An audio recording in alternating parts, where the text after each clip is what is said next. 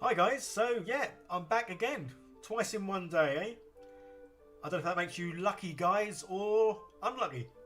Yeah, just do a final couple of little tweaks and then, yeah, as the title says, I'm going to be painting some trees.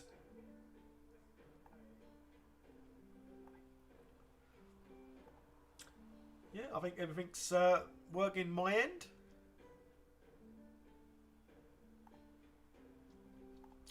And there we go. So, yeah. Hi guys. Yeah, like I say, back again in one day. Yeah, so obviously if you saw earlier on, I was just finishing off the trees.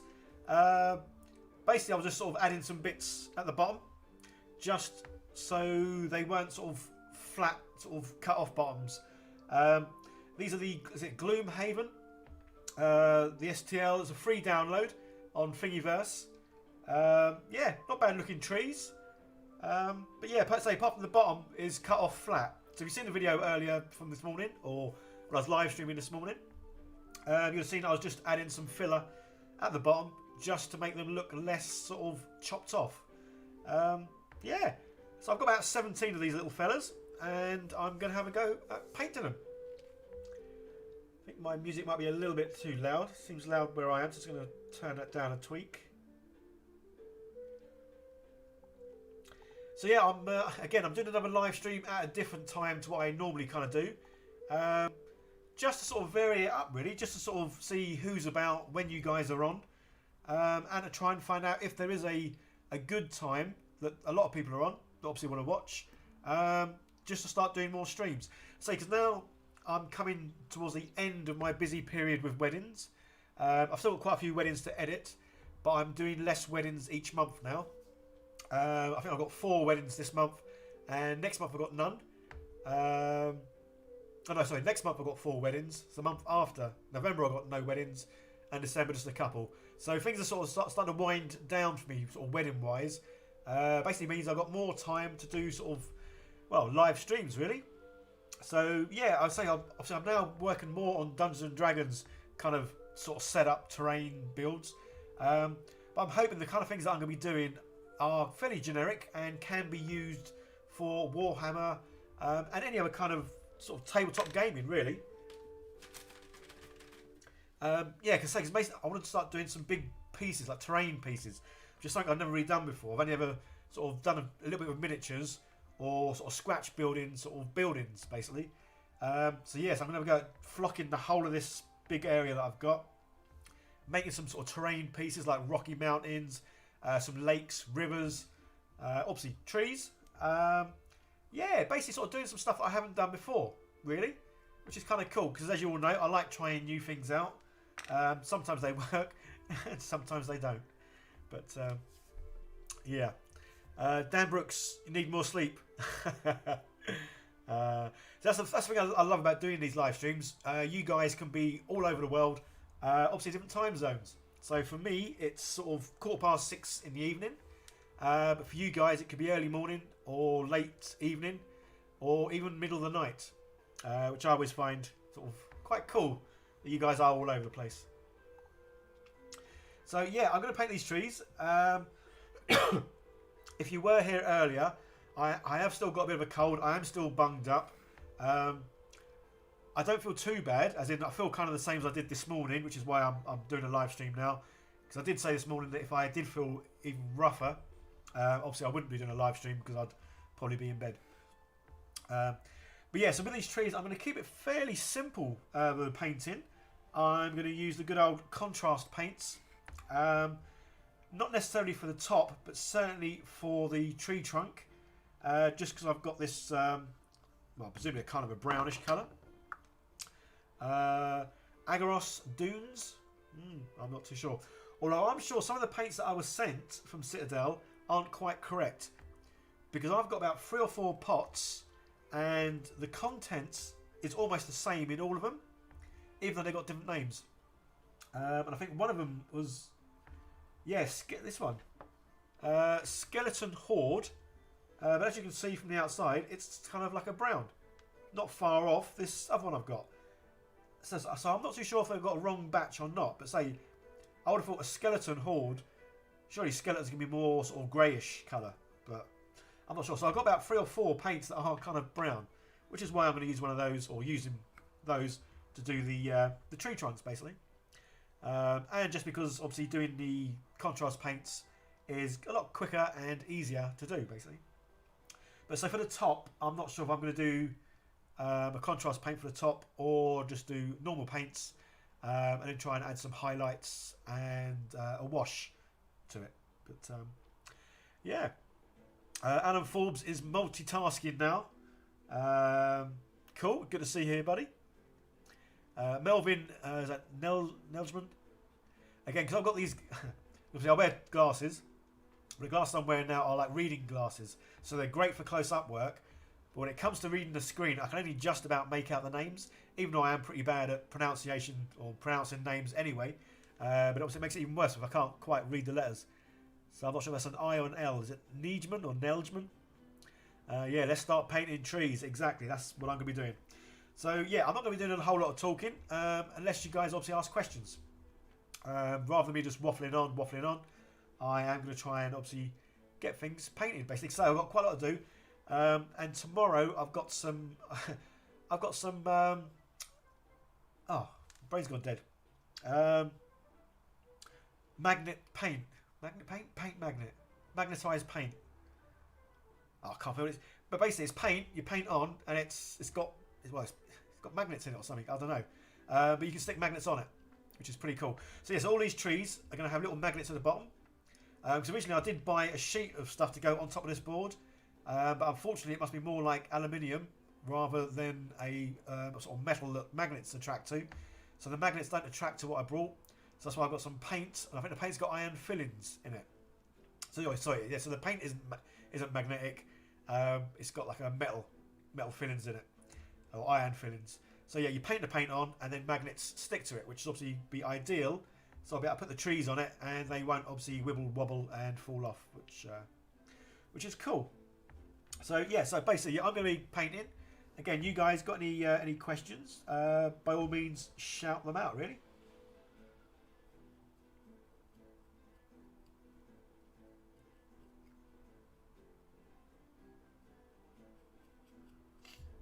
Yeah, so anyone who hasn't used contrast paints before, they are obviously extremely easy to use because you just paint on, and the way they're sort of made up, it's kind of like there's a wash in them. As in, when you paint, you get obviously the darker areas go in the recess, and lighter areas go on the top, which is pretty cool.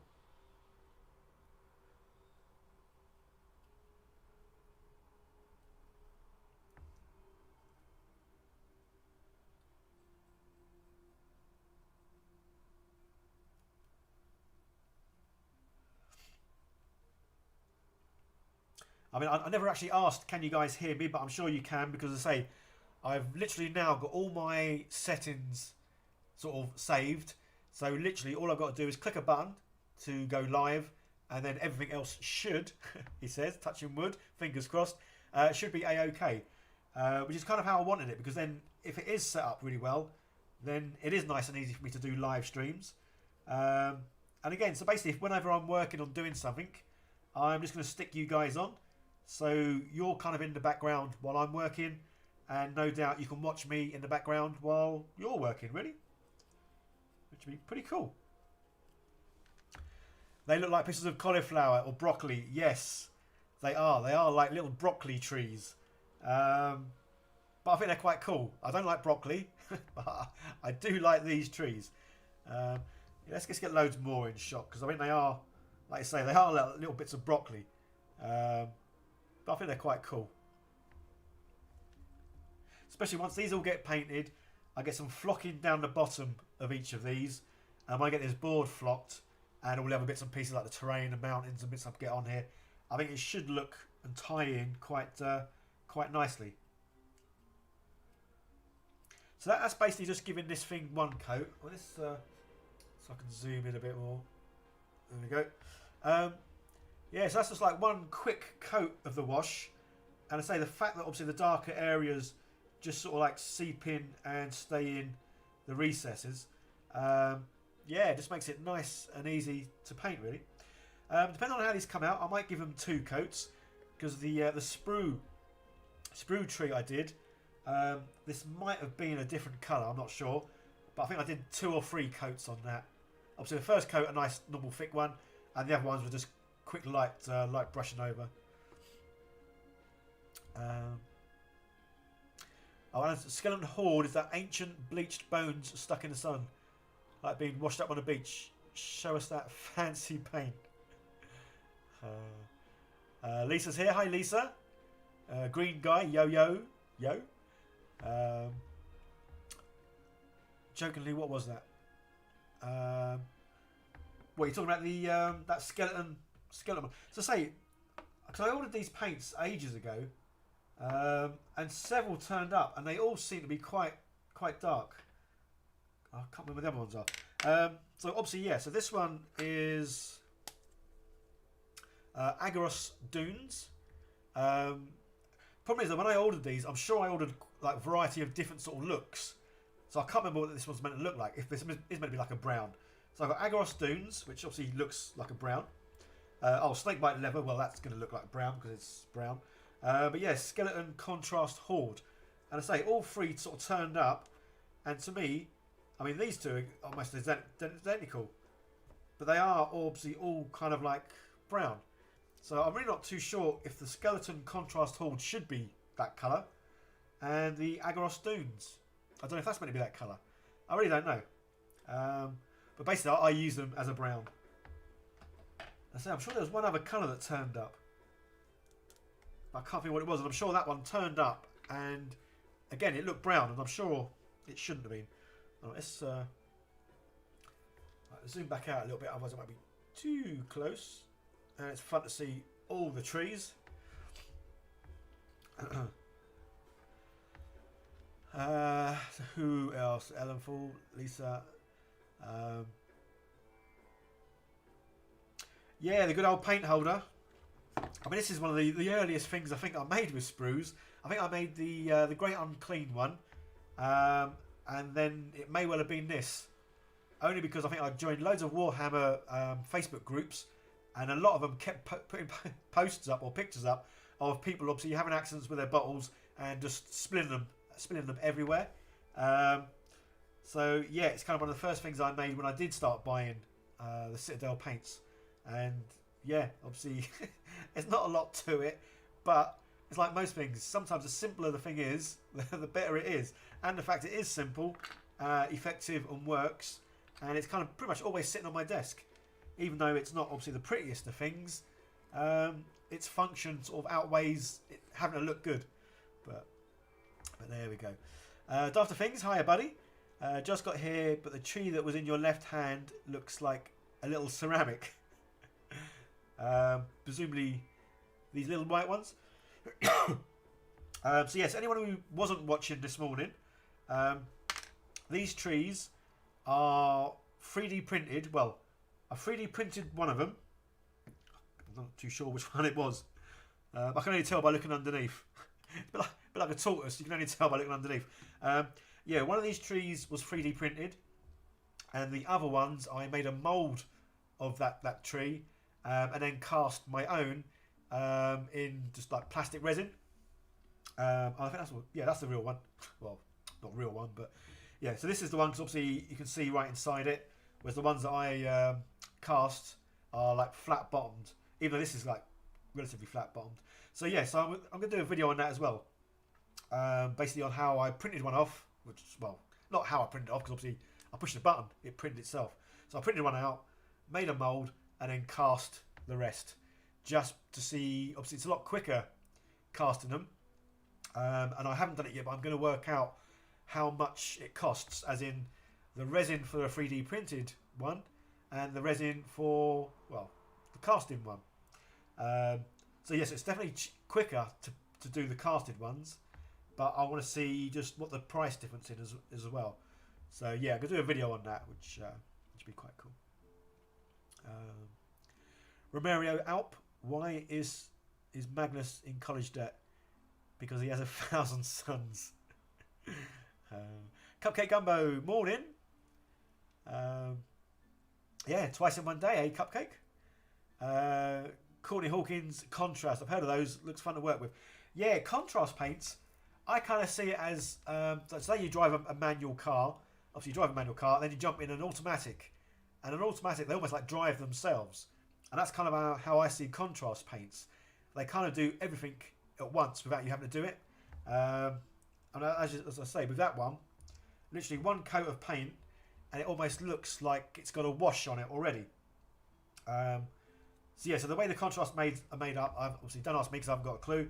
But obviously the way the pigments work or whatever, when you paint, all the darker sort of shades or darker parts of the colour seem to stay in the recess, and the lighter colour goes on top. So yes, it's almost like, say, an instant wash, but it's obviously whatever colour it is, it's got the wash kind of in it, which is cool.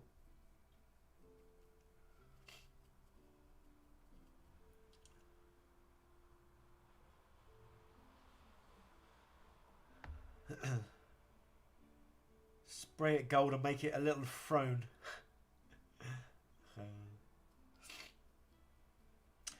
Does the resin versus printed paint easier?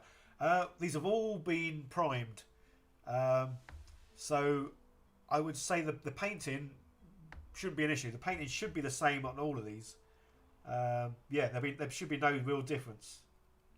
Yeah, because when I say that one is all 3D printed, but for some of these others, some of the bases, all the tops are casted in resin, as in like I made a mould and then cast them. So all the tops apart from that one are the resin. Some of the tree trunks, because I made a mould for the tree trunk, but I had problems trying to get some of the branches out into some of them. So I think I printed 8. So 8 of the tree trunks are printed, and the other about 7 are made from the a cast. Yeah, made cast. But say because I've primed them all in white, they should all paint the same. That's why I primed them basically. So I wanted to prime them just to make sure that when I do paint them, they do all look identical or sort of near similar. So yeah, I have still got a bit of a cold. I'm not sure if it's a cold. It's just my nose. For the past week, my nose has just been sort of blocked and runny. And this morning, it was, well, it's a bit better now than it was this morning. This morning, I could hardly breathe.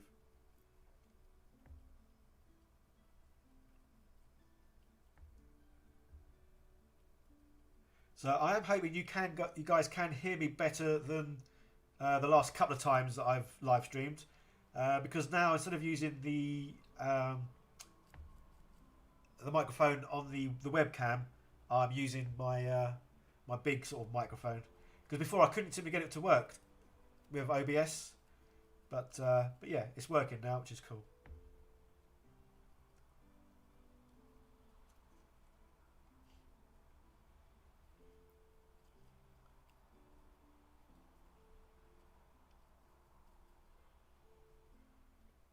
Yes, I'm going to get a video out tomorrow, and the video out tomorrow is me showing how I made this tree from sprues. So good old sprues.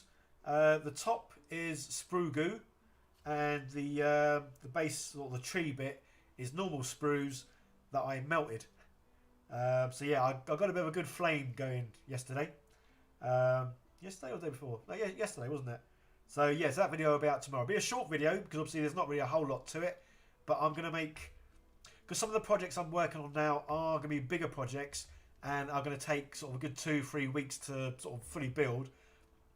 Parts of those projects I'm going to break down, as in obviously the trees that I'm making for the bigger project. I'm going to do a separate video on those just to show the difference between 3D printed trees and resin, casting and resin. And obviously this video is going to be out just to show that obviously you can turn sprues into trees or big mushrooms or broccoli or whatever you want to call it. But yeah.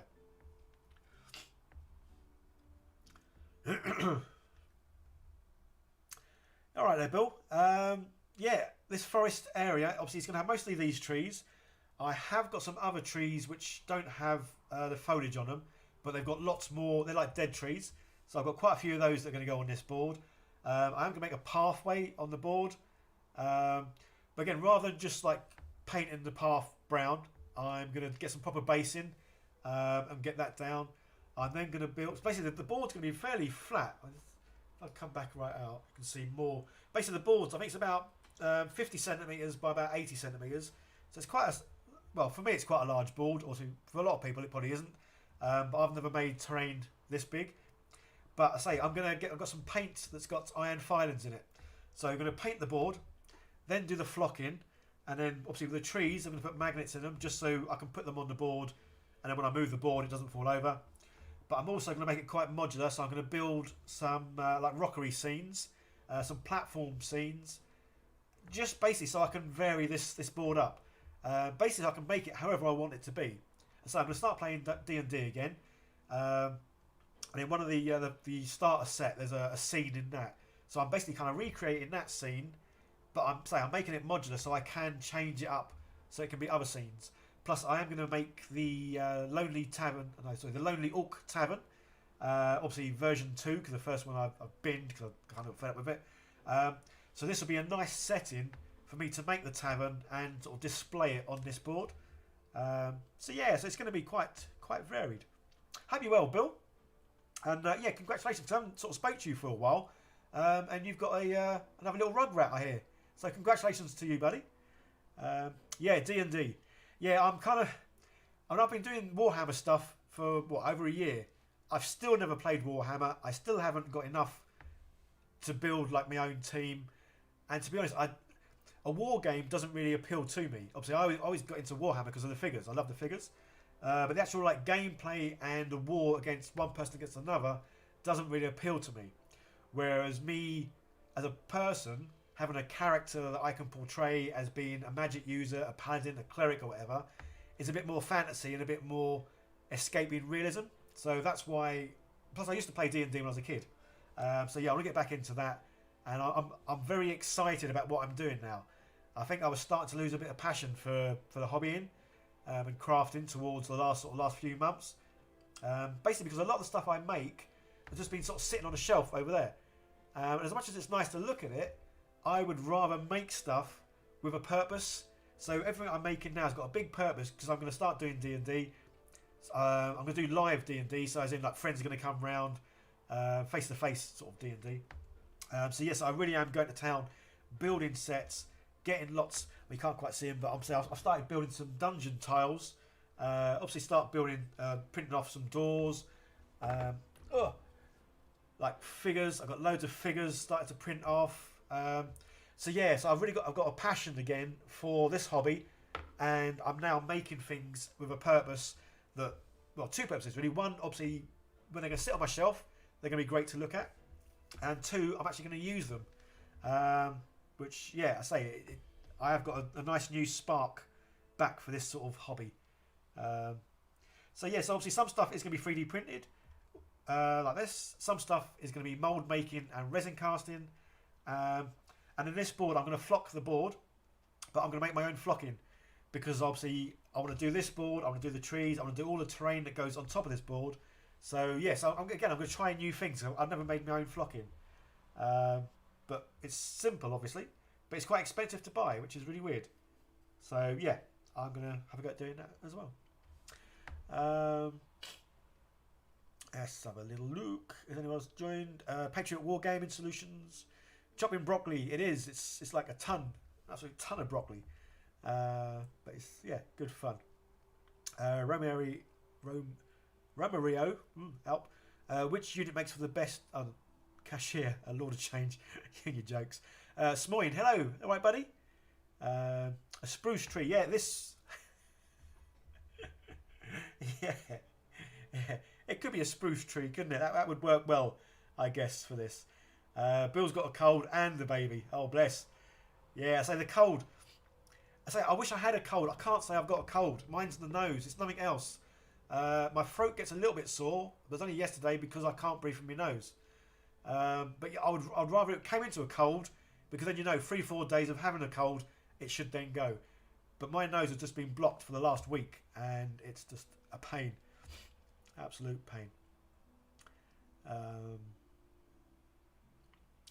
Courtney Hawkins, you make wonderful things. Glad the spark is back. Yeah, me too, buddy.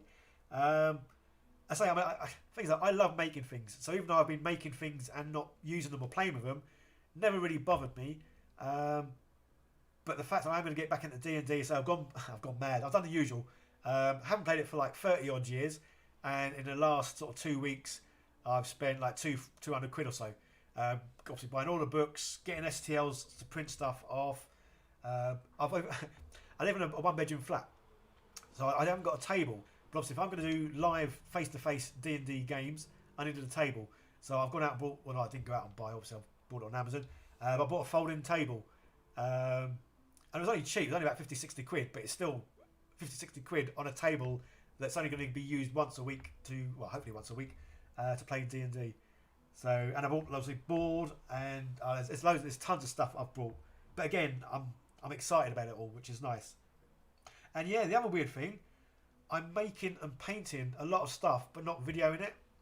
Whereas with the Warhammer, literally everything I made or painted, I filmed. So it shows that I kind of enjoyed doing it, but it was purely, almost not purely, because I enjoyed making it, but it was a lot for video content. Whereas what I'm doing now, a lot of the stuff I've just been doing because I've been sitting here doing it, and I'm as happy as Larry. I would say that's why basically I'm doing these live streams, because I've got it set up now, so I can just one button, push it. I've got the camera set up, the mic set up, all the lights are set up. So yeah, so whenever I'm doing something, I'm going to live stream. So whether there's like 5 people watching or 50 people watching, because I'm going to be here doing this, I may as well live stream basically.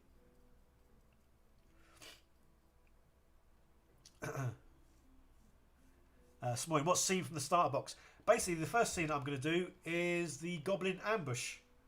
Yeah, so yeah, I've got a picture actually. So again, this is why I'm making this almost sort of modular, just so it can then be used for other things. So yeah, so obviously without spoiling it for anyone who's playing D&D, the start of the starter set, you're in some horse and carriages. You come along, see a couple of dead horses, and then you investigate. So basically, this is the sort of scene I'm making. So it's fairly going to be, this is going to be flat, but then I'm going to have a big old rocky area that I can put on top on both sides, and then obviously all the trees. But say I want to make it so I can attach things, move things around, and obviously have one board that I can change and adapt for all my outdoor sets or outdoor scenes. So I've made started making some dungeon tiles. So I'm going to be making loads of those and a whole variety of weird and wonderful stuff for that. But for the outside scene, I'm hoping to just have one scene and I can change it to look like whatever I need it to look like. And I say, if nothing else, having this set up, when I make the Lonely Tavern Orc, it'll make for a great place for it to sit on and to obviously take some photos, which would be good. Zoom back in. Cool. Again, just so you can sort of see just how well the contrast paints are. I almost see them as cheats, really, because I say you almost haven't got to do anything else.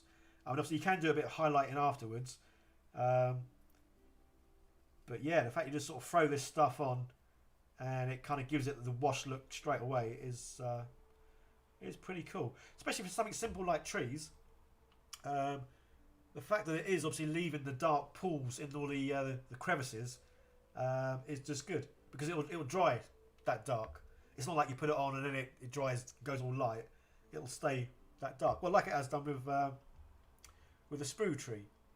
I say that all that's had is a couple of coats. Probably I'll get a bit near actually. Yeah, a couple of coats of the brown, and yeah, it looks all gnarly and knobbly and hopefully tree-like. Which is cool.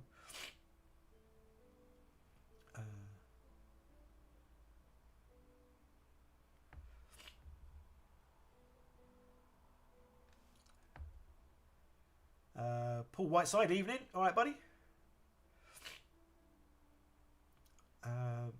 Louis Baby looks better than my sprouts on a cocktail stick. Tree type things. Yeah, so these were just the... I actually haven't left a link, have I? These are Gloomhaven trees on Thingiverse, so they're free trees. And yeah, I've seen them before, or some people have painted them, and yeah, they're not bad. I say I was originally gonna just 3D print the tree trunk and then stick on this stuff. That was my intention, to like make trees look and feel, well, not quite feel, but to be more tree-like. But the problem I've now got is the more I handle this stuff and move it around, the more bits just sort of fall off. And what I don't want to do is make loads and loads of trees, because obviously the idea is to make the trees so I can sort of set them out on the board, but then put them away in boxes or on a shelf, or just put them somewhere, and then get them back out. But the problem with that other stuff is, I think the more times your man handle it, the more time or chance bits are going to fall off. So obviously two problems. One, it's going to make a mess because the bits are falling off. And two, give it 6 months and you're going to have a load of naked trees. So that's kind of why when I saw these ones, I thought, oh, they're nice and simple. Nothing special. They look half decent. And obviously the good thing is they're free. So yeah, give them a go. So I think I've done about 17 here. But yes, I have got some other trees that I'm going to be printing. And they are more just the trees. There's no real sort of like foliage or bush. But they look more like dead trees. But so there's lots of like character and that to them. So I'm going to print some of them off as well at some stage.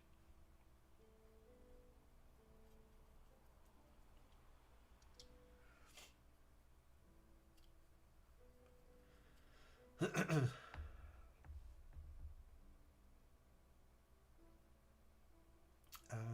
I missed anything? Have a quick look.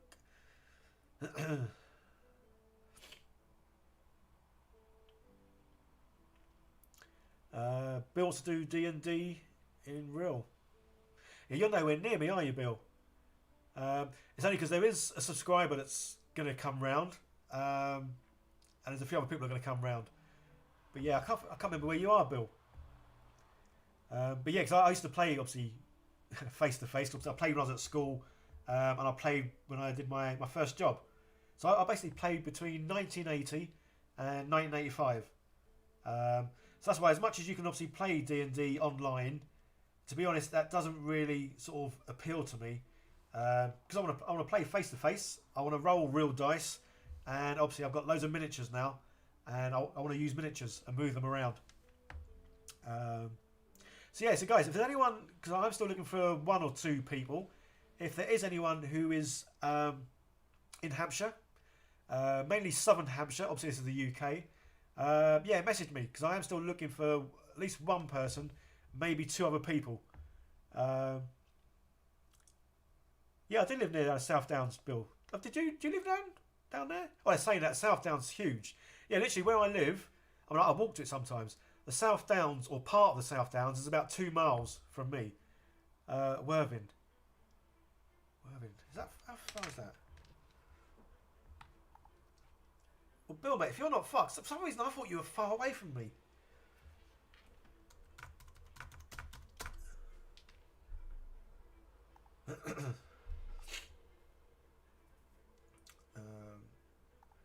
Don't mind me, I'm just having a quick look to see how far Bill is away from me. Or roughly, anyway. Yeah, you're about an hour. Yeah, I'm kind of like at the top of South Downs, and obviously you're down at the bottom. Hey, but hey, if you're up for escaping from the missus and the kids for a few hours, by all means, buddy, drive up. Drive up and see me.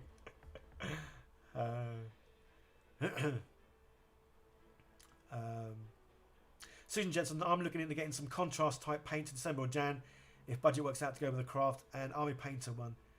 Hope your cold goes away soon. Yeah, I say I can't honestly call it a cold. It's just my nose. It's doing me head in. It's yeah. At least with a cold, say normally when I get a cold, you sort of start getting it. You have it for about 3-4 days where you feel absolutely lousy, but then you have another day or 2 and you're out. Whereas say I've had this for at least a week and it's not getting worse and it's just not getting better. It's just a pain. Cupcake can't find groups in the real world. I must admit, yeah, there's obviously tons of people and tons of groups that obviously play online. So yeah, I must admit, when I first started playing D&D, obviously I was at school, 12 years old. Yeah, funny if you were on my stream this morning, So I've honestly got the lousiest memory going. I can't remember toffee, but I can remember buying my first set back in 1980. I bought it from Woolworths. It was £8. I'd saved up the money. I was really happy. Saved up the money and bought the red box of D&D. And funnily enough, because obviously I'm getting really, really excited about D&D. Not that this is the D&D basic set, but this morning or earlier today, this turned up. And it's obviously the Stranger Things set. But the reason I got this, well, two reasons really. One, I like Stranger Things, but two, the box and obviously the font, and obviously not that picture, but the basic look of this is exactly how my first set looked when I bought it back in 1980. So I couldn't resist, and I had to buy this. To say honestly, I'm going mad. I really am.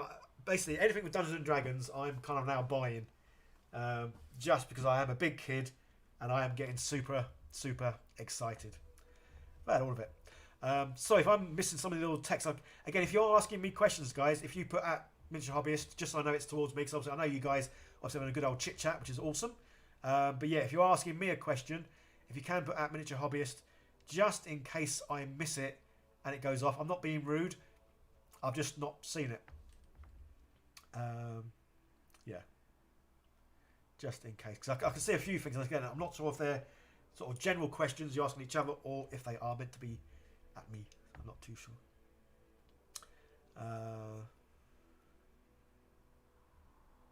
Yeah, cupcake. That would be awesome. Yeah, you, your husband, me and Bill. Yeah, that'd be cool. Because again, what I am hoping to do eventually is get a good group. Ideally, I'll be playing once a week. For me, Tuesdays and Thursdays are the days that I'm looking at doing, because the other days I have my kids, or I'm at a wedding, or there's other things. So Tuesday, Thursdays for me, I always know every Tuesday, every Thursday I've got free.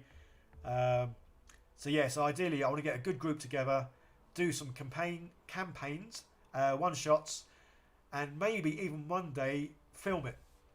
And yeah, film it and put it on my channel, just because it'll be a laugh.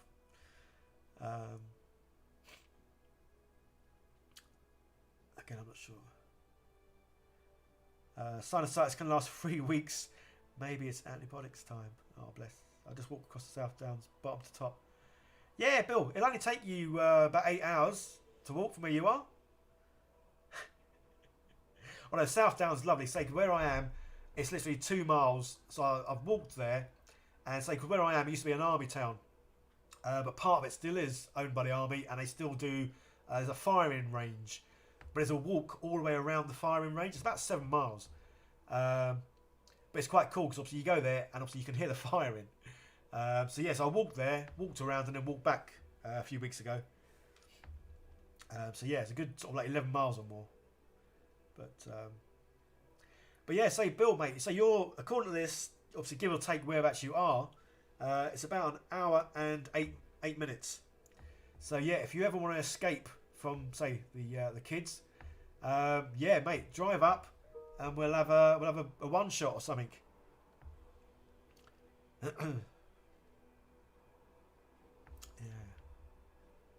Yeah. Courtney Hawkins, got to head out. Love seeing your work. Thank you so much. Good to see you here. I'm glad you were here for a bit. Oh, what don't I worry about? Again, I may have missed some of what's been said, but after things have just said, John seems not to worry about it. Ooh, I don't know. The thing is, though, it's not a lot I really worry about. I tend not to get stressed out over things, especially if things are out of my control. Obviously, this is probably going off topic from what you guys are talking about, but yeah, I'm pretty laid back. Except when it comes to YouTube, it's algorithms and it's analytics. Because I'm very much a logical, methodical kind of person. And when I started this channel, obviously I was always looking at the analytics, the algorithms, seeing obviously what worked, what didn't work, what times were the best to put videos on, all that kind of good stuff. And yeah, it was great. Obviously the channel was going really well, lots of views, lots of people always on. And then, I don't know, about 4 or 5 months ago, it seemed like YouTube all of a sudden didn't like me anymore. So it's really weird because even though I've now got, was it 46,000 subscribers, my videos get less views than when I had about 15,000. And yeah, it's just bizarre.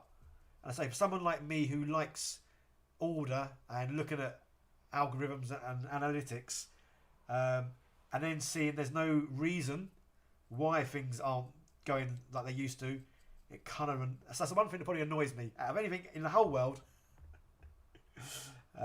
It's YouTube. Well, obviously saying that now, YouTube's going to hate me even more. So, well, it is what it is. I'm still having fun.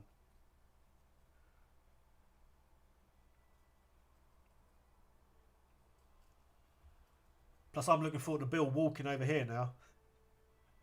Better set off now, Bill. I'll see you Sunday. Oh, don't worry about making mistakes in my builds. No, that's half the fun. Obviously, I don't deliberately set out to make mistakes. Obviously, yeah. Hold on, I'll just get. Cause obviously, I did make a mistake in the mold making for this, which I talked about this morning. But if you weren't here this morning, I'll talk about it again now.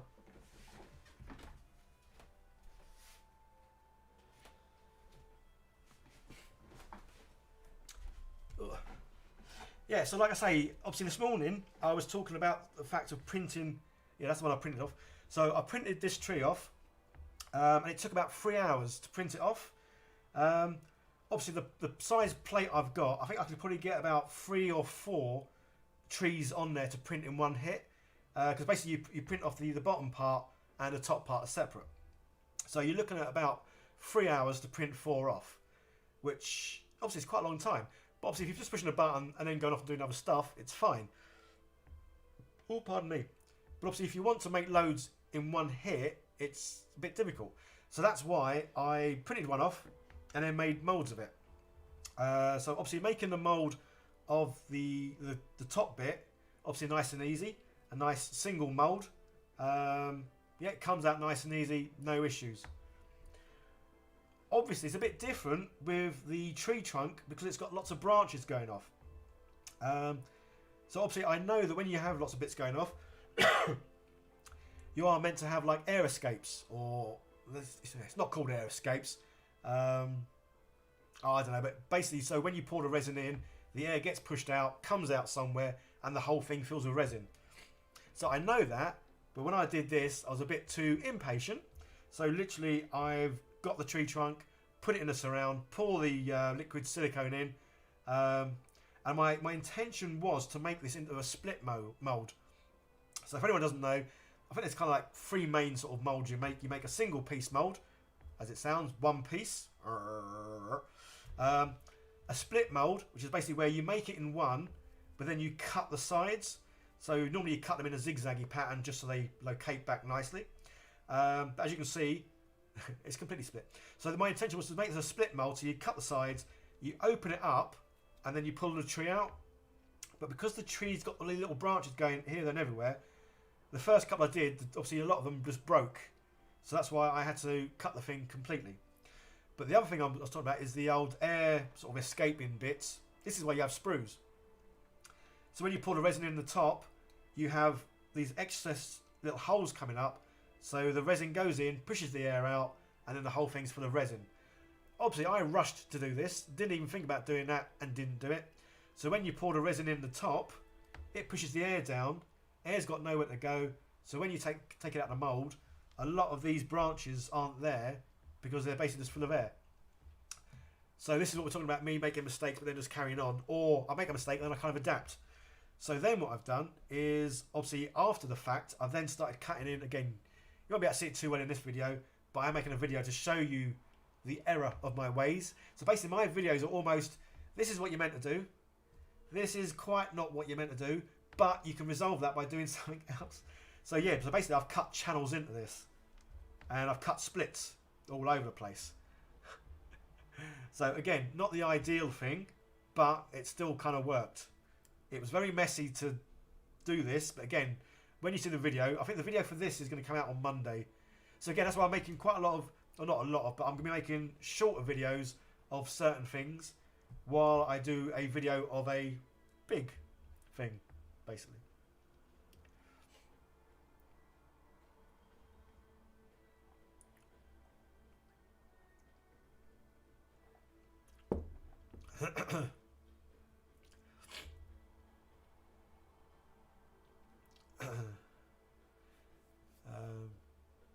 So I'm just having a little quick read just because I've missed out on some of the chat. Well, so yeah, Susan, it's really weird because obviously I initially thought the live streams were messing up the algorithms back in December of last year, because that's when things. So this channel, the first 6 months, it just went nuts and just grew and grew and grew. Then I hit December.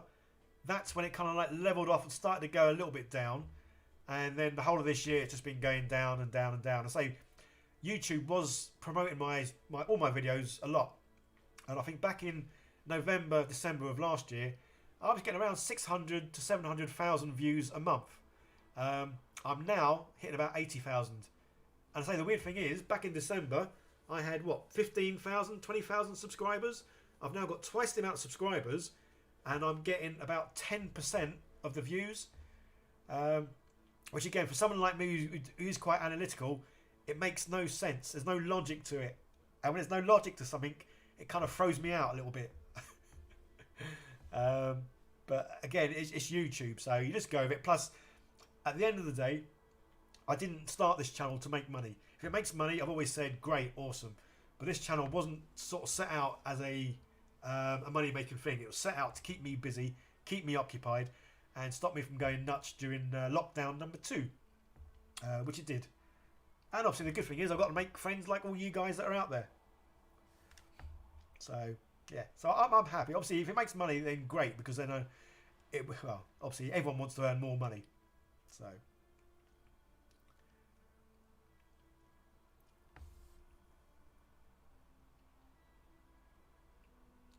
So I said, Susan, yeah, having fun is the best part of anything, and loving what one does. October is soon, and I'm going to do Inktober. Awesome. Smoin's off. I'll see you later, buddy. Romario help. Which race cries the most? Tyranids. Oh, man. Where are you getting these from? Have you got some sort of special toilet roll that you're getting all these jokes from? Cupcake loves how the sprue tree turned out. Yeah, again, I did chat a bit of this earlier on this morning. Very easy to make. The fact that obviously you're making it out of sprues is great, because obviously it's not costing you really anything other than a bit of time. The only problem is, I mean, if I could have, I would have made all the trees out of sprues. It doesn't take a lot of time to make. It just takes a lot of time in between each process.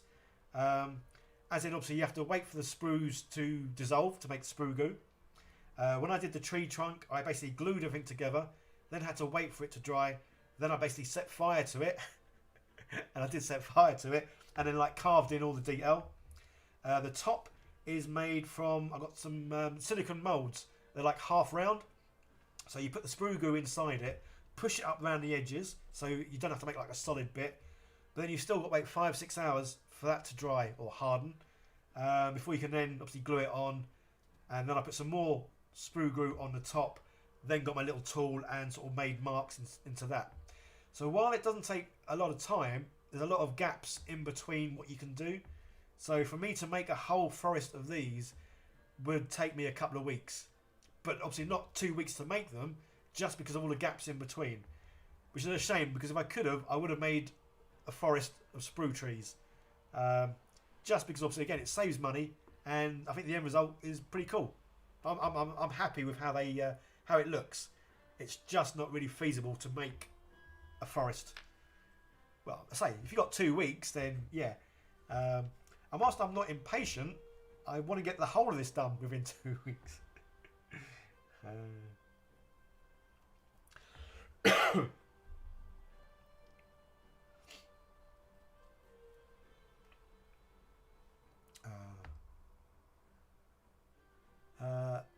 What's that?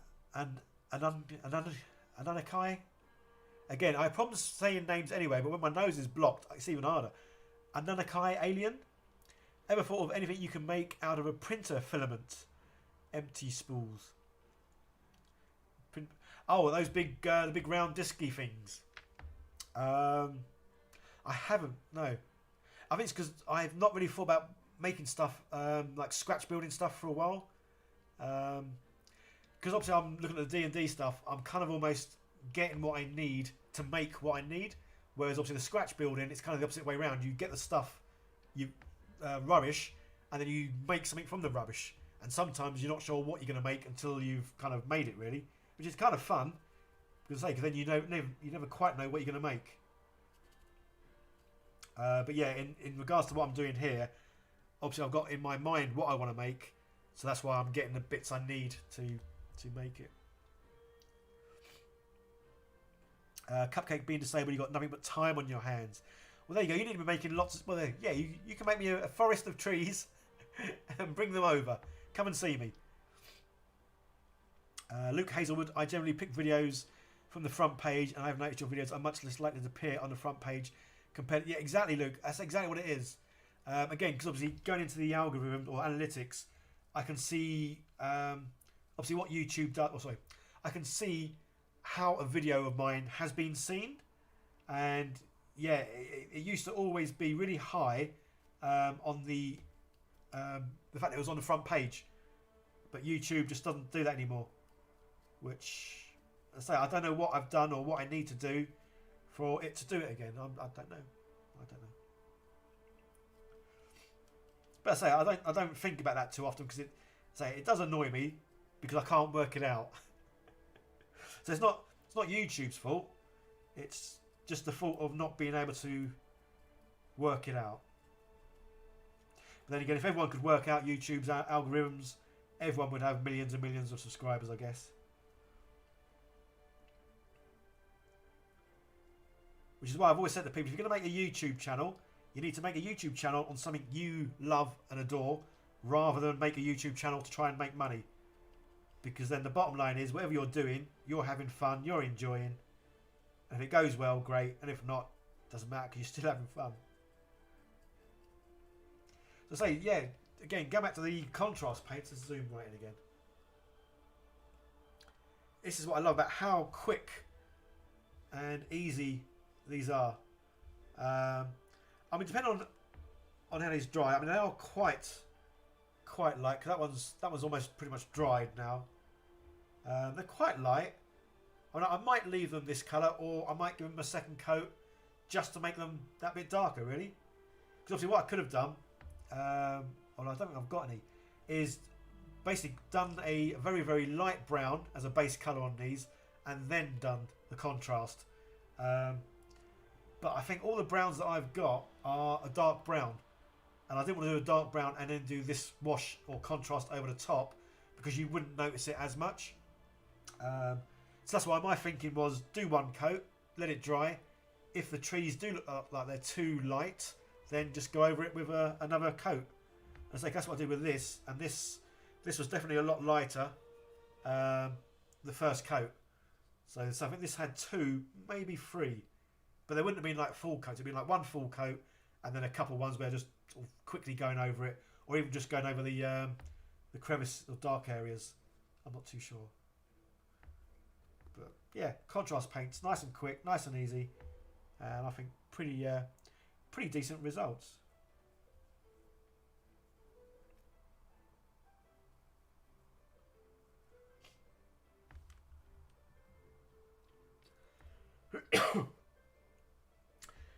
Cupcake's just going to knock a few dozen out. Awesome.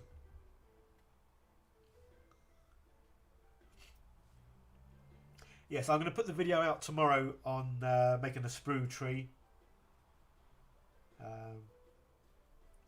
Yeah, obviously I filmed it. I just need to edit it together and then do a little bit of voicing over. Yes, I've changed my my front page on YouTube to have obviously different playlists. So there's going to be a playlist for painting figures. There's going to be a playlist for building sets and dioramas. Obviously a playlist for live streams. And there'll also be a playlist for... I'm going to name it sort of like how to or how to make. And they're going to be like the shorter, just sort of 3-4 minute videos on how to do something. So one of them's going to be obviously how to do the tree. When I make the flocking for the board, I'll do that as a sort of short little video. So they'll just be like cool little videos, but just showing sort of like one sort of technique or one process.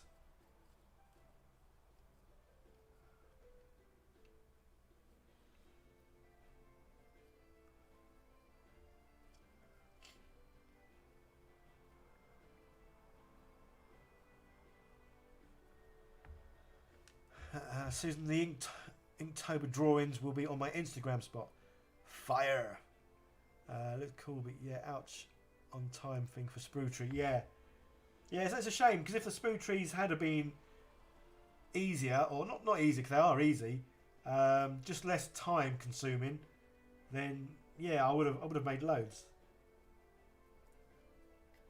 But again, it's just that having to wait in between each process.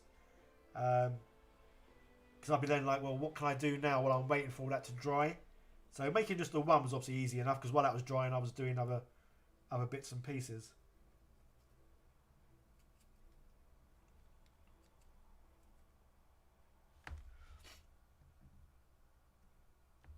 Like a little production line of trees.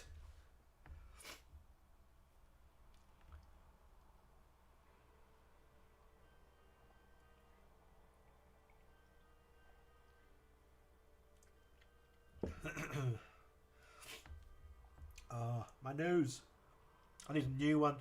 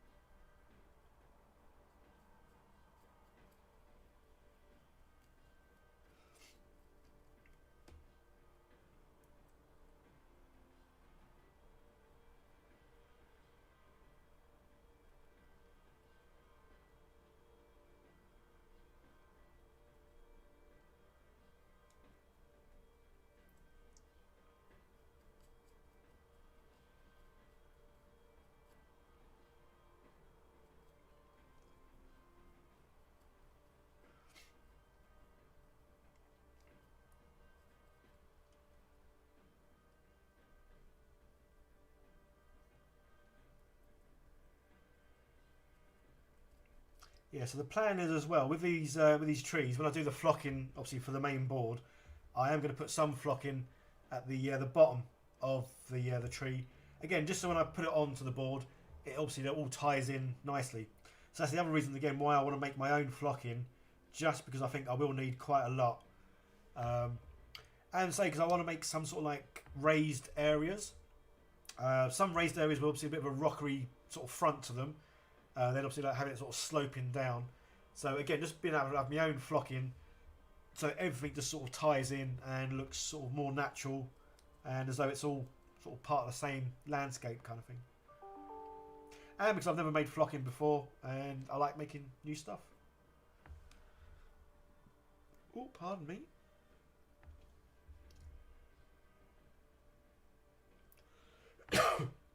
Yeah, cupcake. I reckon you could. Yeah, making an ent out of the sprues would look really well. Say, especially when you see how easy I made this tree trunk. Because this was just normal sprues. This isn't the ooey gooey spruey stuff. So the canopy is ooey gooey, but the tree trunk was just made from normal sprues. I glued them together, heated them up with obviously a flame, and then got a sharp tool. And as it was obviously heated up, I just sort of like scored into it. But it's really cool because obviously as I've scored into it, rather than it being like nice, neat lines, sometimes it like pulled and dragged some of the sprue. And that's kind of what's given it the, well, I don't know, the really sort of like gnarly look. So yeah, so it kind of came out a whole lot better than I expected.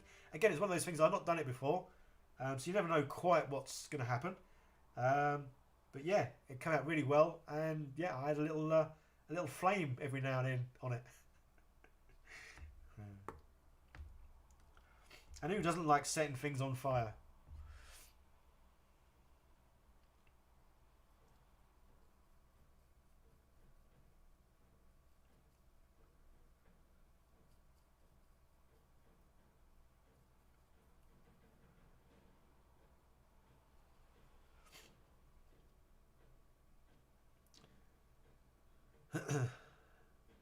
Susan plans to do more of the channel than just sit there, but you're having computer issues. Oh, camera died. Oh no, it takes time to build everything back and get something that works. Yeah, I must say, that's why, again, with the live streams, because I've now got everything set up, and basically, obviously, my desk is always set up. So whether I'm streaming or not, or filming or not, everything's here, everything's to hand, and obviously, when I am filming myself, obviously, I use my phone. As I say, when you do a channel or YouTube channel, you don't need expensive gear. You really can use whatever you've got. And yeah, I use my phone to film all my videos. And obviously the phone, obviously this camera that's showing my desk at the moment, that's on my phone. Obviously I'm using the webcam on me. But yeah, I mean the phone's good, if not better than the webcam probably. And I think my computer must be about 5-6 years old. So it's certainly seen better days. It's making a bit of a noise, but it still works. So it's that okay. So as much as I would love to have a new computer, there's obviously other priorities in what I need. First, really.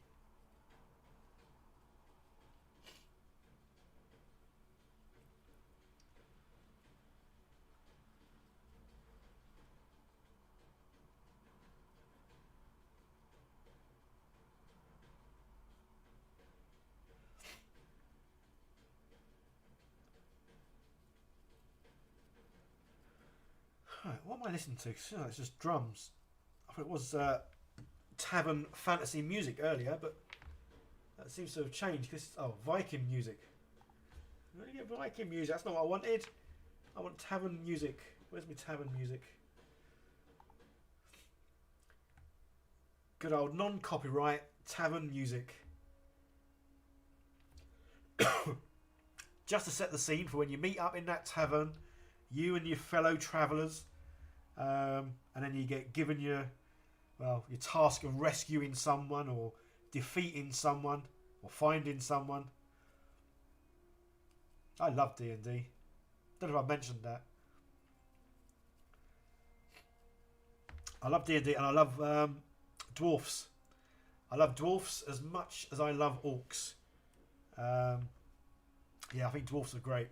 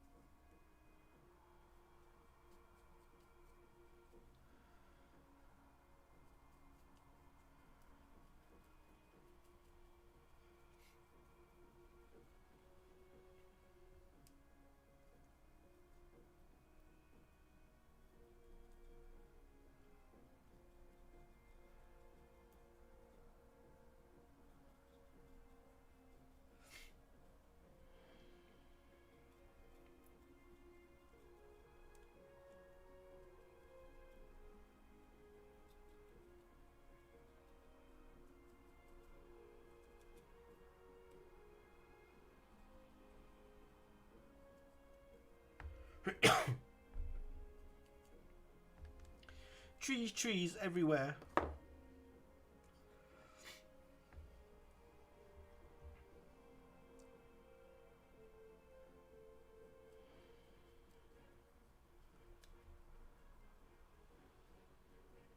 Yeah, it's definitely I was going to have a go at doing, but it's one of those things I keep saying I'm going to have a go at doing and still haven't done it yet, is have a go at making my own washes.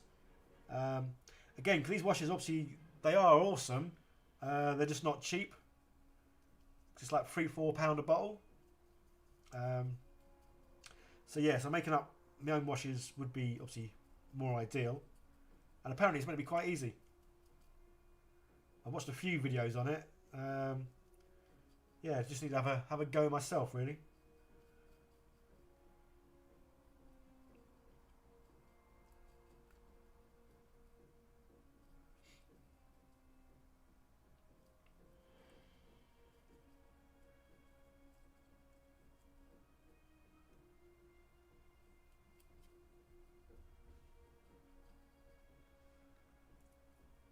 the joys of batch painting. Yeah, obviously it is a bit boring. Well, to be honest, sometimes I don't mind boring things because you kind of get into a little zone and you zone out, I guess. But obviously doing the batch painting does make it better in getting a more consistent, obviously, result for everything. Obviously, sometimes you might not want it to be consistent, but in regards to the trees, I'm happy with all the trees looking, well, identical, really. Because obviously they're all going to be in the same sort of forest, so I don't mind them looking the same. Plus, as I say, I'm going to print out a couple of other different trees just to sort of break it up a little bit, really.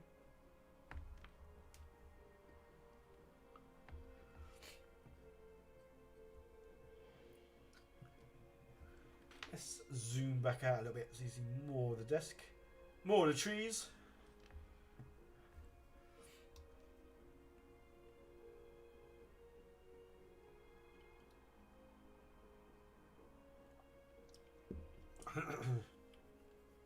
Right, so I hope you guys are all well out there.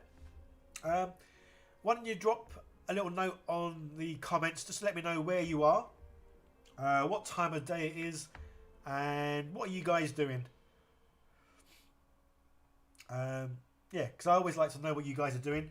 And I say I love knowing what sort of time of the day, evening, night it is with you guys. Yeah, just because I love the fact that you guys are all over the world.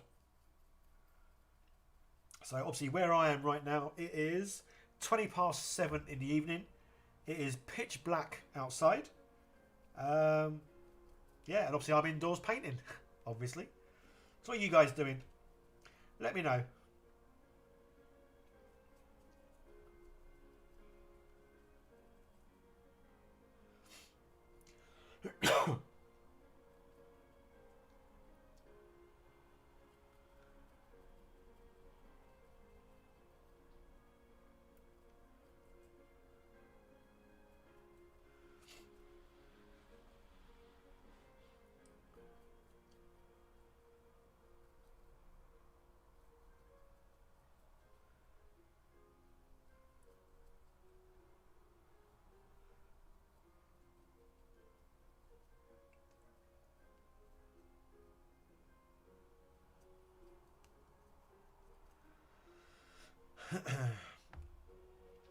Anunnaki is in the UK Midlands painting minis. Awesome. Alan Forbes is watching your morning trees and now the late afternoon shade being thrown on in New York. Cool. Yeah, so definitely we've gone. Oh, it's chucking down rain as well, actually. So yeah, good old weather. Pitch black, rainy. So this is definitely the time of year where you want to be indoors, in the warmth.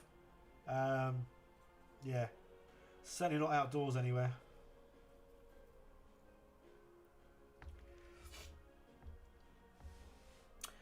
Melvin is watching me, obviously, and playing MMO games and watching TV. Whoa, multitasking there. Alan Forbes playing cross out before I have to do the yards of the house you're at. Oh, okay.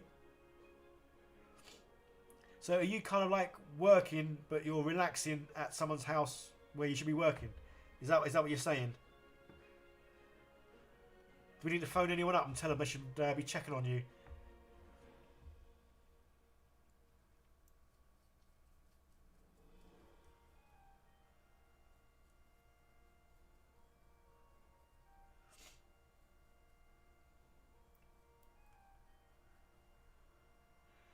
Joseph Kelly, California coast, late morning, sunny day. Ah, don't rub it in.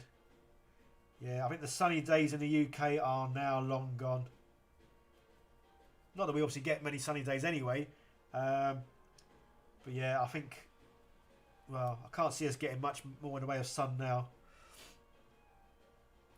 Lazarus, UK Northwest, putting off sorting out a bad paint job on Repulsor. Oh no.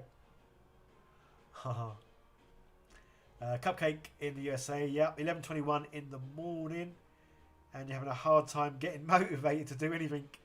And I'm watching YouTube. Oh no. Feeling under the weather. Oh, bless. Just chill then. Chill, yeah, YouTube. Yeah, take it easy.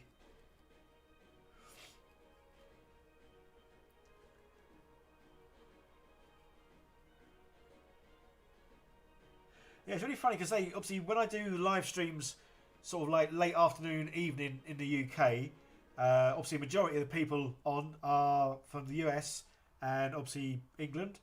But then when I do the live streams in the mornings, obviously I've done a couple of morning live streams, they seem to be more varied and more all over the world.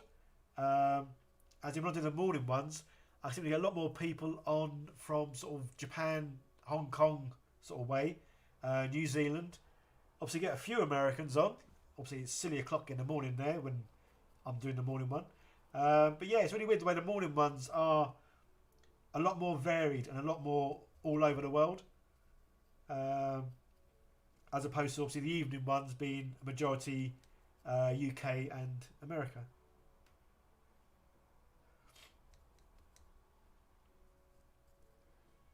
Yes, that's why I say with the live streams, I'm not going to like say that each day or every Tuesday I'll be doing it at a certain time or an evening or whatever. I say because I've now got it set up, so it's nice and easy just to push a couple of buttons and I'm streaming. So whenever I am sitting here, and I know I'm going to be sitting here for a while doing something, yeah, that's why I'm going to do a live stream. So there will be morning ones, evening ones, and I might even do afternoon ones. There's going to be no sort of like set pattern. It really is a case of as and when, really.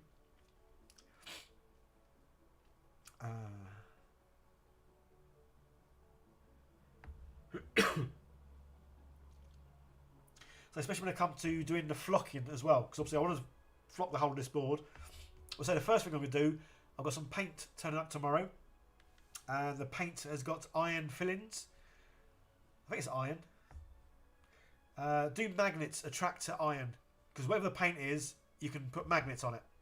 So I'm going to paint the board first in this paint that attracts magnets, and then put flocking over the top. So again, that way I'm going to get magnets, insert them or recess them into the bottom of the trees. Just so when I put the tree on there, it'll stay in place. Because the last thing I want is to obviously get the board set up, pick it up, move it, and then obviously everything goes and falls over. So that's why everything's going to be magnetised.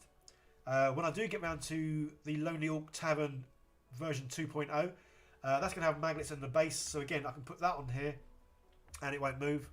And the same with any sort of rocky terrain, or if I make any like lakes or anything that I can add onto this board. Oh, pardon me. It's, yeah, all going to be magnetised. Just because I think there'll be a nicer way of obviously displaying it in a way that I can pick it up, move it, and I know it's not going to just sort of tumble off.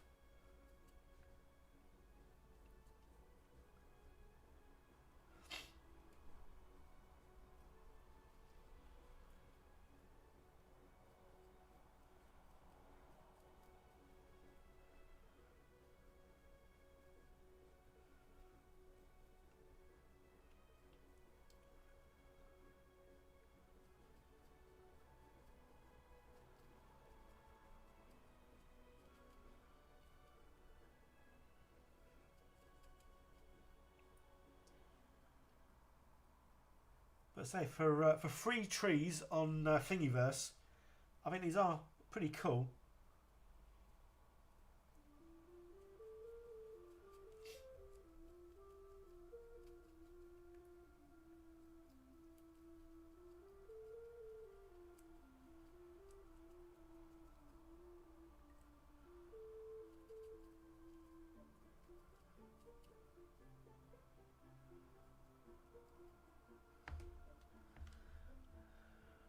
Let's have a look at one of these ones that's dried.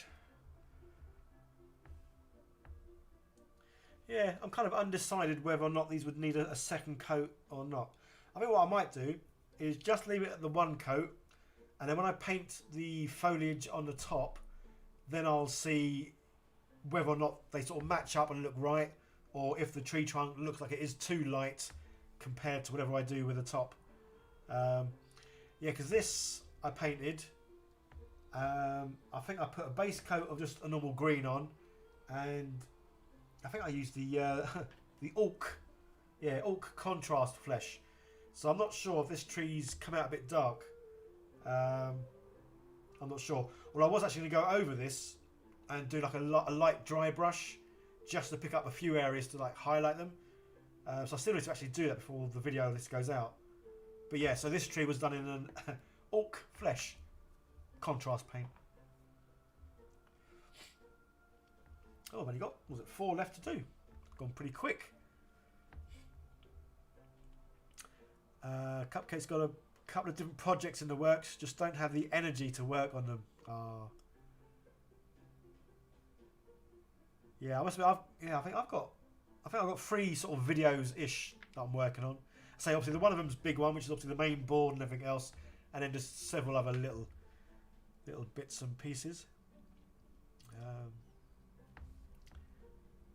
Yeah, I know what you mean though about not having the energy sometimes. It can be difficult, can't it? Especially if you're under the weather as well.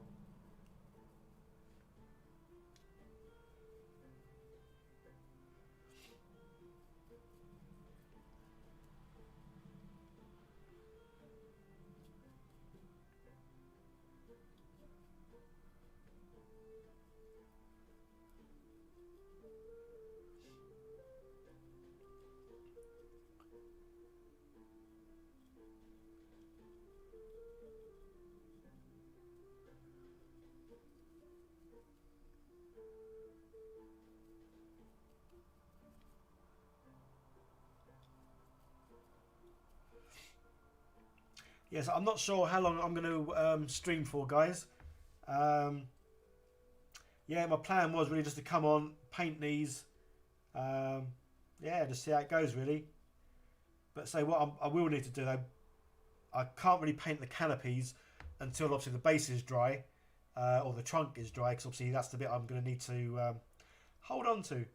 So I'm not sure. I might actually finish once I've done all the bases. I might finish the stream then. What's the time? 7:30. So yeah, that'd be like, yeah. So I like streams that are sort of 2 hours ish, 3 hours kind of tops. So this, by the time I get done, it won't be far off 2 hours, which I think is quite a nice kind of time. Cupcake's gonna try the contrast paints. Put them on your holiday list. I like trying out all kinds of new paints. It's like, say, I've got Army Painter sending me loads of paints soon. Their Dungeons and Dragons range, because obviously I'm going to be painting a lot of Dungeons and Dragons figures. So they're sending me their range soon, so I'll be looking forward to trying their one out. And I don't know if you were here when I mentioned they do a quick wash. Basically, it's a tin, and rather than painting on a figure, you get your figure and you dunk it into the tin, and it gives it a wash. And they do 3 different tins, like a light shade, medium, and a dark shade. So I'm looking forward to trying that out. So the contrast paints are great, but not cheap. But I do like the idea of this tin that you dip figures in, or dip trees in, or dip whatever it is, really. As long as it fits within the tin, you dip it. So yeah, I'm looking forward to trying that. I'm hoping their paints will be here relatively soon, because I have printed off quite a lot of minis. So I'm looking below the camera, because that's where I've got my loads of minis that I've undercoated, and they're just ready to be painted, basically. So yes, I'm looking forward to trying that out. Again, something different, something new, and obviously more importantly, something quick and easy. Yeah, if you just dip models and then you just sit them to one side so they dry. If you are like batch painting, that's kind of what I'm going to be doing with the figures. I'm going to like paint lots of figures, just like the basic sort of colours, then go through, dip them all, and then once they've dried, then obviously maybe do like a little bit of highlighting on them. So yeah, anything that is sort of quick and easy but gives good results is obviously definitely a winner. And yeah, contrast paints definitely are quick and easy, just not cheap.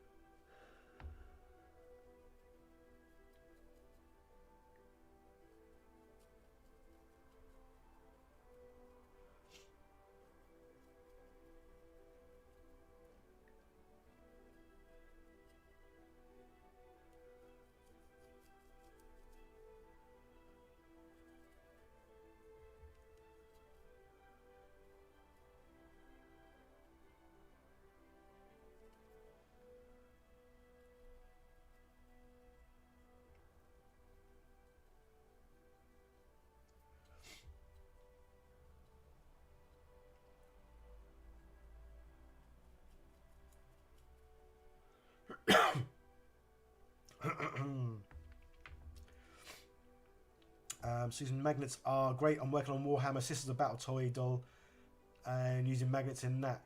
Yeah, it's just obviously a great way of putting things together, but not obviously having to glue them in a manner that you can't then take them apart. So, especially obviously for modular systems as well. It's like all the dungeon tiles that I've been making. I had considered obviously putting the magnets on all the ends. So again, when you put it all together, it kind of stays together. Well, I say that, I think, I'm not sure, oh no, the table's plastic. I was saying, because the table that I brought, if that was being like metal, basically it's a fold-away table. If that had been metal on it, obviously that would have been quite good, because I could put the magnets underneath the floor plans, so it basically stuck to the table. Yeah, that'd work. Yeah, I might actually paint the table, because this paint that's turning up, obviously it's got iron filings, and you can paint it on anything.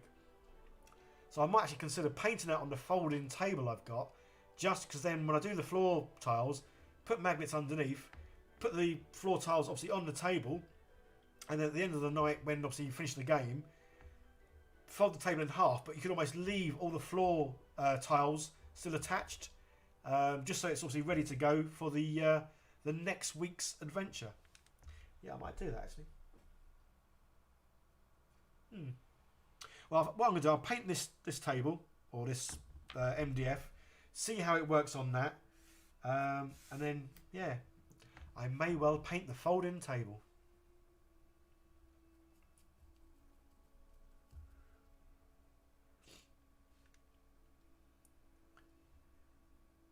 The first magnets you got were too tiny, so you can get bigger ones. Yeah, I must have the magnets I've got. Well, I've got quite a few magnets here already, but the ones I've gone for the trees, I think they're 6mm diameter and just 2mm depth. I've gone for the extra strong ones, and I know by the other little ones I've got that they are super. Funny, I was playing with them earlier, holding one magnet, holding the other, and seeing how far I could get them apart, and it still like fly across. And I think I got to about 2 inches, and these are like little magnets, but I could hold one 2 inches apart, let go, and it would like just fly across. And for a split second, I thought, oh, I'm a wizard. Again, I'm easily pleased sometimes. But just because these magnets are so strong that it could jump a gap of 2 inches, and it was just like, ooh, that's pretty cool. To say, yeah, I am easily pleased sometimes.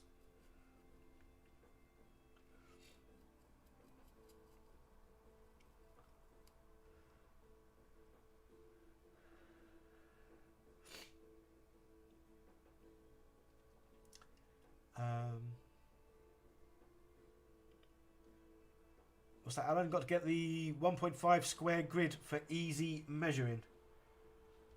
Well, I think the problem is that when I make this base up, obviously it's not going to have any kind of grid on it, so it would be a case of just getting the little tape measure out. I mean, to be honest, I haven't got a ruler, so I've been using this, which obviously is a little tape measure. And obviously this is ideal for measuring out how far people can move and how far you can shoot your arrows or your spells. And obviously the good thing about this is, pop, it goes away. Yeah, with the dungeon tiles, obviously I made all the squares on that, like the floor tile panel squares, whatever you want to call them, paving slabs or whatever. They're all like 1 inch, well, square. Just because that's the same size as all the bases that I've done. Yeah, so for all the figures, yeah, let's just grab a couple. I may have said this before on a different live stream. Let's zoom in. Yeah, so for these, I've basically gone with good old washers underneath. And the main reason for that is I don't like raised bases. I kind of never see the point. I don't know why you need to have a base raised. I would rather have a flat one. Whether or not I base this with like a flocking or make it look like it's just a grey sort of tile or whatever. But yeah, I prefer flat sort of bases, which is why I use these. Plus the other reason why I like using the washers, or two reasons really. Number one, they're cheap, and as we all know, I like things that are cheap but work well. So they're cheap, and they give it a bit of weight. So rather than it being like, because obviously these are plastic, but this chap here, this chap is one of the early ones from when I played back in the 80s, and obviously he's made of metal, and he's got a nice bit of weight about him. Obviously the base isn't exactly very large, But yeah, so he's got a nice bit of weight. So that's why I like, with the plastic figures, having a metal base. Again, it gives them a bit of weight. And a bit like if you ever played Subutio, where you get the little figures and they don't fall over. Because obviously there's more weight at the bottom than anywhere else. Whenever you hold him, it kind of instantly wants to face the right way, because obviously the weight is at the bottom. So yes, that's why I like using the washers for these. Yeah, so say Susan, the dip wash, paint him, and then just dunk him like you're dunking a biscuit in some tea. Seen the dip wash idea too, thought about it, so I guess wait to see how it works. Yeah, so the weird thing is, again, I was watching quite a few videos for the Army Painter, and I think they started about 14 years ago. And one of the first things they produced was this dip wash. So it's not like it's new. It's been out for ages. I just never tried it. So yeah, I'm looking forward to trying that with both, well, with all the figures really. So cause I think the tin's obviously a bit smaller than my cup. Or maybe quite a bit smaller than my cup actually. I think it's this kind of sort of round and maybe a bit deeper than that. So I mean, I'm hoping this guy, I might be able to dip him. I'm not sure. He might be too big, but he's one of the first things I probably am going to try and dip, mainly because I've finished painting him. So he is ready to get some sort of get his wash on really, or get his dirt on. So yeah, so if I can, I'll be dipping him, but only if he goes all the way in, because otherwise he's going to be like some sort of bad tan. He'll have like a tan line where the top of him's nice and tanned, and the bottom bit, well, he obviously kept his trousers on. But yeah, nice beefy ogre. So I've obviously got my ogres, and I've got quite a few of these little chaps, little goblins. Obviously haven't finished painting them yet, but again, this is why I'm in love with my 3D printer, and love and excited about playing D&D. The fact that I can do my own campaigns, print what I need, get it painted, and then when I do start playing D&D, anyone who comes round, they'll have their own figure to obviously use. So yeah, can't wait. It's going to be cool, man. It's going to be cool. Steve, damn, I'm late. Was watching the footy. Footy. Yeah, right, buddy. Yeah, I started earlier than I said, because obviously I said to you I'll be starting sort of 7, 8-ish, and I actually started just after 6. Right, so as you are here, let me make you a mod. Where is it? Yeah, there it is. Let's see. I think I can just type it in. We'll have to do something else. No, I've got to try and find your. This is where it's a pain. I've got to find your YouTube channel to be able to copy and paste your name in, I think. Let's have a little look.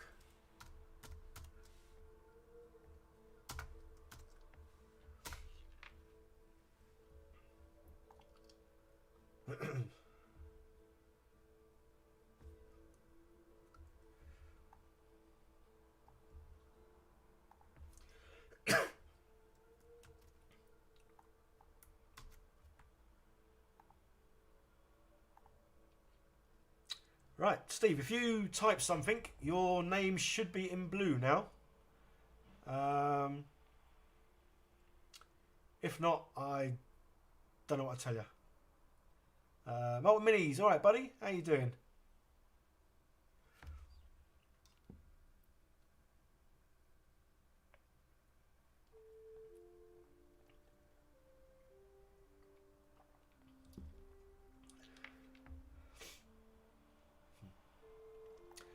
Yeah, I am pretty much almost finished with the live stream, to be honest, guys. I think I've just got a couple of trees left to paint, and that was kind of where I was going to leave it. Well, I say paint, obviously I'm just doing the tree trunks at the moment, because I kind of need that to dry, so I can then hold the bottom to obviously paint the top. I say I've painted these in contrast paints. I'm going to let them dry, and then I'm going to see whether or not I need to give them a second coat. But again, I love the contrast paints and the way that obviously the darker pools go into all the nooks and crannies, and it stays lighter at the top. Plus, if you do get to where you think there's too much, you can just sort of pick it back up with a brush and move it around, which is pretty awesome. So yeah, I do like contrast paints because they are a nice, quick and easy way of obviously, well, getting some contrast on your piece, your person or your terrain or whatever it is you're painting, really. But yeah, so it will be fun to try these the quick shade washes from Army Painter.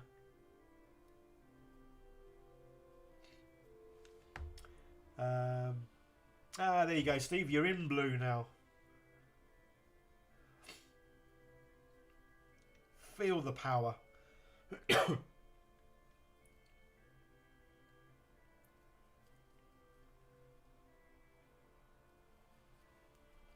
Yeah, so guys, anyone who's just joined or hasn't been here throughout the whole thing, I've got a video coming out tomorrow. Obviously, these trees are, well, one was 3D printed, and the rest are made from molds that I obviously cast of the one tree, and then made loads more. So there'll be a video of that coming out on Monday. A video out tomorrow showing how I made this tree, which is made from sprues. So as someone said earlier, it's a spruce tree, which I think is pretty cool. Yeah, so the top bit, the canopy, is made from the ooey gooey spruey stuff, and the bottom part is made from normal sprues, all, pardon me, glued together and then basically set on fire, and I got a sharp tool and like dragged some lines into it. It's kind of come out a whole lot better than I first expected. Let's zoom in and you'll be able to see what I mean. Yeah, because this was basically just me dragging a sharp tool through the sprue while it was obviously still a bit hot. And yeah, it's come out all quite gnarly looking, a bit bobbly, and yeah, I think pretty good texture for like a tree bark. And so if it wasn't for the fact of this tree takes so long in between each process, because obviously when you do something, you don't have to leave it a while for, especially the top, for the ooey gooey spruey stuff to basically dry before you can paint it or do other stuff. So if it wasn't for the fact that it took quite a long time in between waiting for it to do stuff, I would have made the forest out of sprues. It's just purely because it took so long in between each process that I'd still be making these in about a week's time if I wanted to make a load of them. Whereas obviously these ones, so the first tree, it took, I think it's just under 3 hours to 3D print, but then all the others, because I made them with a mould, the resin that I use to cast with basically dries rock hard in about 5 minutes. It's a very fast curing resin, which is great if you're making small bits, but say I was making a bigger piece, you'd want to get a slow drying resin, because otherwise with this resin you'd be pouring it into the mould, and before you finish pouring it, it would start to solidify. And it's really funny when you watch it solidify, it just basically gets thicker and firmer. So it goes from being like a liquid to being a wet porridge, a firm porridge, and then concrete. But once it starts the process of firming up, it doesn't take long. It's literally 15-20 seconds, and it's gone from starting to get firm to it's not moving anymore. It's hard. It's solidified. So yeah, so the video probably on Monday, showing the 3D printed tree, how I made the molds, how I made a mistake in this mold, how I then kind of corrected a mistake in a fashion. Yeah, so yeah, I'll be doing a mold video on Monday, because I haven't done a mold video for ages. I've not really improved in my mold making, but they are handy to have though, because I'm also going to obviously include the prices, so as well as the time, I'm going to go through obviously how long it takes to 3D print one, to how long it takes to cast one, and then I'm also going to go through how much it costs in the resin for a 3D printer, and how much the resin on a printed, how a casted one costs. Just so again, so you can have a good comparison on the times and the costs, really, which is cool. Susan, them little tape measures are perfect. Yeah, well, I say I've got a ruler. I've got a sharp. It's kind of like a ruler. Well, it is a ruler, but all the numbers came off. So yeah, having this little tape measure is pretty cool. yeah, it just sits on my desk all the time now, which is cool. Right, I'll keep you zoomed in for the last tree and a little bit that I'm painting. And I say once I get this done, then I'm gonna stop, because this stream will be about the 2 hours, which I think is quite a nice time for a stream, 2 hours, because it's almost enough, or not too much that you could watch it like afterwards. Not that I think anyone watches a whole stream afterwards. I'm not sure. I really don't know. Yeah, so guys, if you haven't already, if you could like the this video, that would be awesome. And obviously, I've asked this a few times. I know it is difficult, but if you can come back to my live stream videos once they get turned into a normal video, just to leave a comment, just to say hi, like the video, like what you do, or whatever else you want to say, really. I'll obviously respond to it. But again, it just looks good for YouTube, algorithms, all the rest of it, when videos get interacted with. So yeah, the video tomorrow on how I've made my sprue tree will be 8 o'clock. So 8 PM UK time will be my sprue video. And again, for anyone who's just sort of joined up, I am now going to be doing more live streams, because basically I've got it set up nice and easy now. So when I am sitting here doing something, whatever it is, whether it's mundane like this, painting loads of trees, or whether it's flocking this big board I've got, I will be able to just do a live stream by pushing a few buttons. And then if you guys want to join in and watch, you can. If you want to ask questions, you can. Or if you just put me on in the background, you can.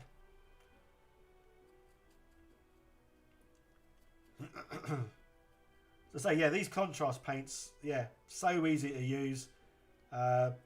Pretty effective though, especially for something like this. Obviously, we've got the it's got quite a lot of like grooves and bits in it. I say like one simple little coat, and it's already got quite a lot of sort of contrast to it. So so definitely worth having a go at using if you've never used them before. I say it is only the price though, because these are about £3-4 each, which is quite a lot. Obviously I haven't used them much, but so I mean, this is like there's half left of this, so I've probably used, I don't know, maybe just under a quarter of a bottle to do these trees, which is it's quite a lot really. Yeah, especially considering that I was thinking about making at least another 10 more trees, just because I'd like to have more trees than I need. And so basically I'm making this base. Let's come back out so you can see the base again. Bosh. So this base that I've got, it's 50 centimeters by 80, give or take. It's basically going to be flocking on it, a path on it. So I want to keep it fairly neutral, but then I can add bits to it. So that's why I'm going to paint this with some paint that's got iron fillings in it. So when you put magnets in things like the trees, they will stick to the table. Obviously not stick to it, but they'll magnetize to it. And in that way I can build more terrain pieces and just put them on here. And when I do build my Lonely Orc Tavern, I can just put that on there. And then when I move the board, it all stays in place, which will be lovely. But it just means it's like a very modular piece, because I can move bits around and make it look like different terrain each time I play a D&D campaign, one shot, or whatever really. So yeah, cool. And yeah, if you haven't made one yet, go and make yourself one of these little little pot holders. Cheap and cheerful. There's a video way back on my channel. Obviously very simple. One of the first things, or I think it might be the second thing I ever made out of sprues. And yeah, I've never dropped a pot, because obviously they go in my little pot holder, and well, you can knock it about and the pot just stays there, which is pretty awesome. Right, I'll leave that one now actually. Yeah, that's kind of me done, guys. So yeah, thanks for watching. If you've got any questions, quickly ask them now. Otherwise I will be logging off, because I'm going to let them fully dry. I'm going to paint the top, maybe tonight, maybe tomorrow, I'm not sure. And then I'm going to look and see whether or not, so this is one. No, that's not fully dried. I'll show you them tomorrow. Only from the point of view, say I might leave them as they are, because they are quite dark. But then when I paint the top, if the top then looks like the bottom should be darker, then I might just give them a second coat. What I'm doing now is obviously the gravity's kind of like pulled a lot of it down into the bottom, and it kind of looks a bit too dark at the bottom. But that's not too bad because the bottom is going to have flocking over it eventually. Yeah, guys, thanks for being there. I say I'm having fun now doing the live streams because I'm still getting stuff done, and I'm getting to have a good old chat with you guys, which is nice. So yeah. That's kind of it, really. Right, I'm going to push a few buttons and sort of disappear into the ether. So, yeah, guys, have a great evening, afternoon, morning, night, whatever it is where you are. I might live stream again tomorrow morning. Again, I'm not going to do any set plans. It is going to be a case of when I'm going to do a live stream, I'll pop something up on YouTube, sort of like 20 minutes, half hour beforehand, and then I will be doing whatever it is I'm kind of doing, really. So yeah, okay guys, cheers for watching. You all take care. Bye for now.